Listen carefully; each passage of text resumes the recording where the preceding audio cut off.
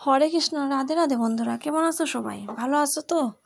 আজকে চৈত্র পূর্ণিমা উপলক্ষে আজকে আমি ঠাকুরের স্নান করাইয়া সবাইরে কাপড় টাপড় চেঞ্জ করে দিছি, আর তারা সাজসজ্জাগুলিও চেঞ্জ করে দিছি। সবাই স্নান করানি শেষ, এখন সাজাইয়া দিতেছি।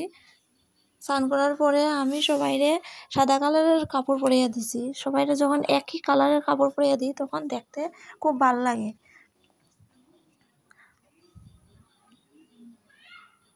সব ঠাকুরের সাজসজ্জা শেষ, এখন রাধার সাজসজ্জা বাকি আসলো, ওই রাধার সাজসজ্জা করতেছি।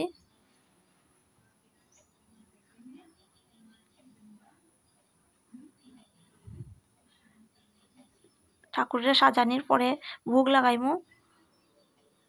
দেখো কত সুন্দর লাগে, সবাইরে সাদা সাদা সবাই কাপড় পরছে। ঠাকুর দেওয়া শেষ আমার। ঠাকুর দেখো দেখতে কেমন লাগতেছে, খুব সুন্দর লাগে সবাইরে। সবাই সুস্থ থাকো, ভালো থাকো।